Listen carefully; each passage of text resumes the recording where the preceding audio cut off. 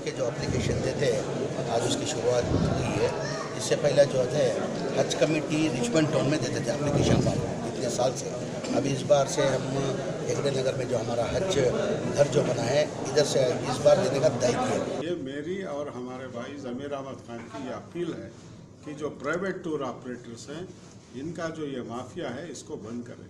एक गुजारिश है कि हज कमेटी ऐसा कानून लाए कि हर टूर ऑपरेटर, चाहे टूर ऑपरेटर का जो भी नाम हो और टूर का नाम जो भी हो, उम्रा तो लगा सकता है, हज नहीं लगा सकता।